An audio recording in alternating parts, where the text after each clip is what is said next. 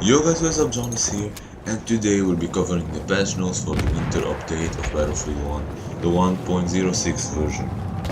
Now a lot of things have been introduced to the game within this update, and a lot of things have changed and improved, and today I'm gonna go over most of the changes and improvements, not all of them because there's so many of them, and ones that are not really important or that are not game changing, so I won't be going over that. Just to make this video a bit shorter, because if I want to go over the entire update, this will video will take like 15 minutes of updates. So anyway, let's just start with the first thing, which is the ribbons. The ribbons are like things you have to collect when you play, and each time you collect a ribbon you get 300 XP. So like these ribbons were designed to promote the good team play and so you can play the objective, and yeah, so this is pretty much to promote the team play and objective play. Now the next thing is the Elite Codex. Now it's possible to unlock Elite Codex for 8 of the available primary weapons in the game, and all you need to do is get 500 kills with this weapon, and you will get a shiny Elite Codex, but also 25,000 XP. And why this is important? Basically this is important because they increase the maximum class rank from level 10 to level 50. Now you have 40 additional ranks for your weapon that you can rank up, and basically this will give you 25,000 XP and will help you a lot in ranking up your class rank. Now another thing that they did are the servers. The admins will now be able to kick players from their server for misbehaving, for example, and they have the priority, like they can give the priority to who will access their server. And now they added an important feature, which is that you can vote for the map you want to play next. Like after, if you're playing a conquest game and you want to change map, for example, after, like when the game ends, for example, if you got into Suez and you didn't really want to play Suez, there was another option, for example, Bottom Blitz. You could choose between one of them, like you can do in Call of Duty. Now let's go over the game improvements. Now for the game improvements, there's a lot of them for different categories. We're gonna start with the vehicles. They first of all fixed some like camera issues while driving some vehicles in first person and in third person. As well, they like fixed an issue, which is not really an issue, but still, like when the heavy tank is firing, you were not able to see it on the minimap. Now you are able to see it. Now they reduced the cooldown time of the gas on the vehicles from 30 to 32 seconds to 25 seconds to reduce like the gas duration. And if you didn't know, this gas grenades are now only available for the like support class, so this way they could stop the spam of gas grenades from everybody having class and just spamming gas grenades across the map. So this should be a balance and an improvement for the gas use in this game.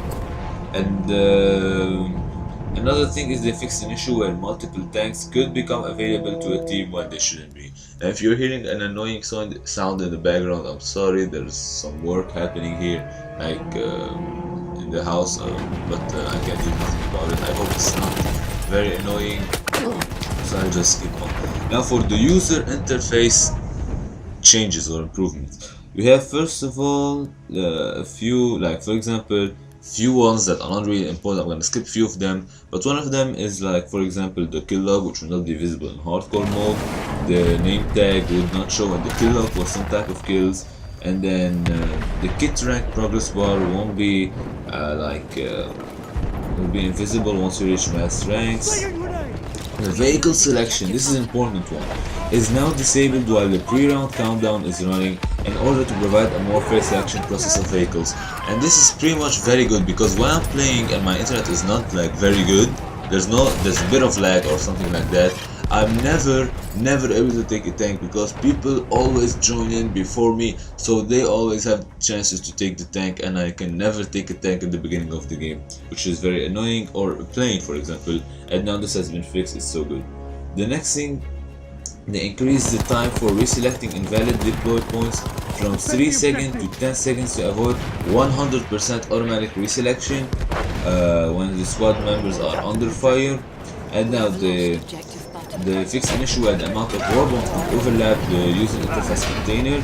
They fix an issue where XP boost could overlap UI container, yeah, which is user interface. They fix an issue where players would join operation when it had progressed too far, almost at the end. So yeah, so now if the game is at the end, you won't be able to join it. You will join a game that's starting, which is even better.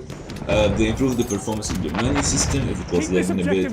They tweaked designs of the friend list. The player can now track their first medal by default. Okay. The rented server information will now display owner of server. Okay. Now search regular server below rented servers on the server browser.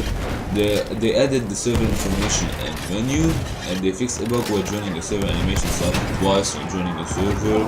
They fixed the bug when this user remained in hang after trying to join a server. They fixed the bug where the tracked medal was not highlighted, and many other bugs that they fixed. For example, the matchmaking failed one, the party hub did not update the members, and so many updates. I'm gonna leave a link in the description if you want to read all of them. I cannot go like over all these updates because there's so many of them. Now for the map adjustments, we have they fixed the issue with floating debris after destroying a table, they fixed the issue where players could get stuck in the table. Player will no longer clip through the visual mesh of windmill interiors.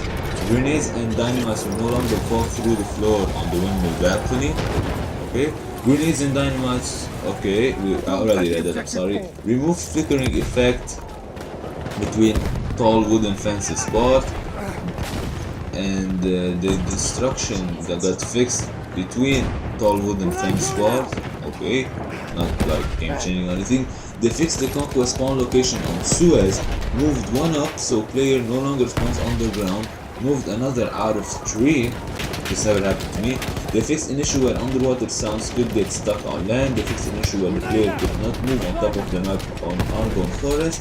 And they fixed an issue where the hint line for train did not disappear after performing indicated action immediately leaving the behemoth on Conquest Suez.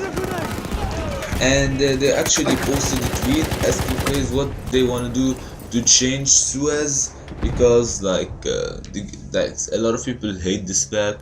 And basically it's because of this linear display of the conquest flags, so they are asking for some changes from the community to see how they can improve this map.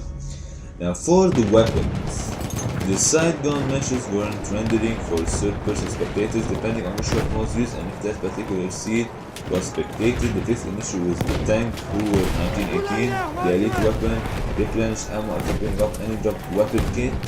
The bayonet charge kills did not properly award service star. Fixed illogical behavior when using cables using Martini Henry. They tweaked post-reload delays to better match animation defining weapons. They increased the reload delay for basically the medic weapons, the Bodeo and the Bulldog. Now they increased the long reload time for the auto-loading 8.25 as well, but by 0.1 seconds. They improved the self-styled 1906 aim accuracy, and they reduced the recoil and decreased the spread. So they are trying to improve this weapon to let the community use it more. Now they increased the horizontal recoil by 13.3% for the Automatico Trench, the Herwigel Factory, the M1909 Storm, the Madsen Storm, the MJ15 Storm, and the Bar Storm. So they increased the horizontal recoil for these points. They increased the horizontal recoil for the Lewis Optical and the one when the M1909 when aiming downside. They reduced horizontal recoil for the self-loaded rifles. They also upped the recoil, decrease of low weight from 6 to 7. They increased the damage of the Martini Henry, so they buffed it from 30 to 80 meters, but slightly. They reduced the damage of impact grenades from 80 to 72, and they tweaked the damage behavior of the 12G automatic shotgun to balance all variants better against each other. Also, they did made a few tweaks and changes for the weapons here and there. I'm not gonna go all over them because there's a lot of things that they did. And they also did a lot of spectator changes. Now, I never spectated somebody, so I'm not gonna go over all of that. You can read them for yourself if you want. For the gameplay, they improved the cavalry victim experience. You should not longer get killed by cavalry using a saber from multiple meters away, which is an important thing because you can have a cavalry up which is so far away from you and just kills you with the saber.